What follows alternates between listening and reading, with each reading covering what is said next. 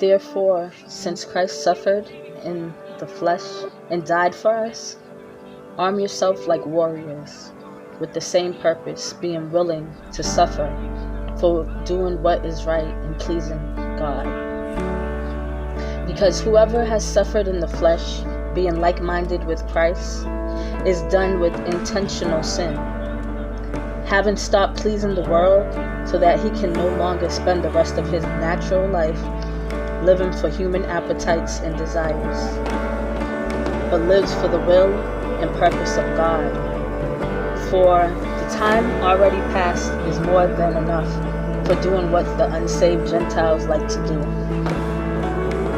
living unrestrained as you have done in a course of shameless sensuality, lust, drunkenness, carousing, drinking parties, and wanton idolatries.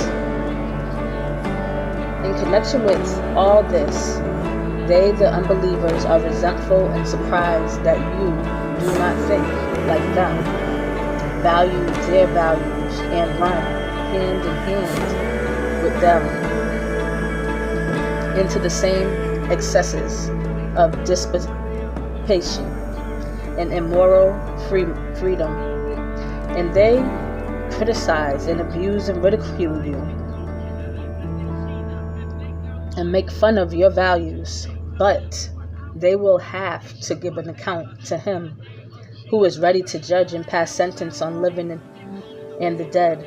For this is why the good news of salvation was preached in their lifetimes, even to those who are dead, that though they were judged in the flesh as men are, they live in the spirit according to the will and purpose of God. The end and culmination of all these things is man. Therefore be sound-minded and self-controlled for the purpose of prayer. Stay in balance and focus on the things of God, so that your communication will be clear, reasonable, specific, and pleasing to Him. Above all, have fervent and unfailing love for one another, because love covers a multitude of sins. It overlooks unkindness and unselfishly seeks the best for others. Be hospitable to one another without complaint, just as each one of you has received a special gift, a spiritual talent and ability graciously given by God.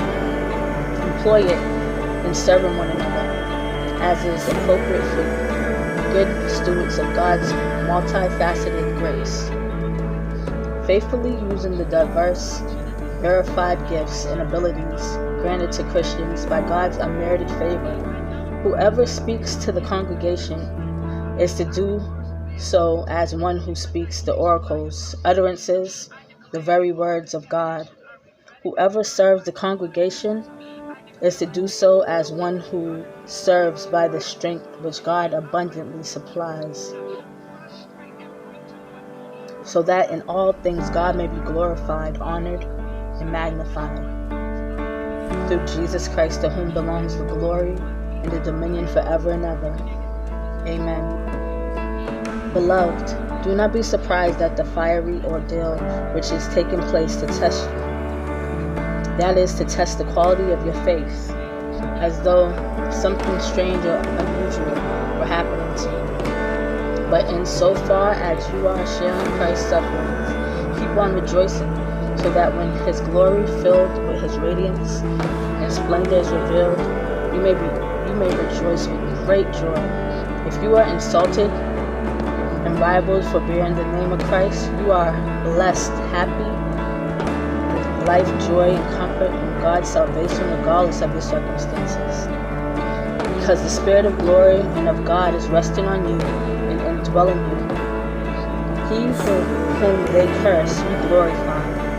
Make sure that none of you suffer as a murderer or a thief or any sort of criminal in response to persecution, or as a troublesome meddler interfering in the affairs of others. But if anyone suffers ill treatment as a Christian because of his belief, he is not to be ashamed, but is to glorify God. because he is considered worthy to suffer.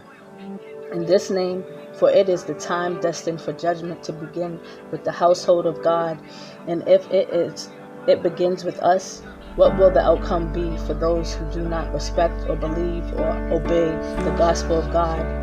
And if it is difficult for the righteous to be saved, what will become of the godless and the sinner? Therefore, those who are ill-treated and suffered in accordance with the will of God must continue to do right and commit their souls for safekeeping to the faithful Creator. 1 Peter chapter 4, Amplified.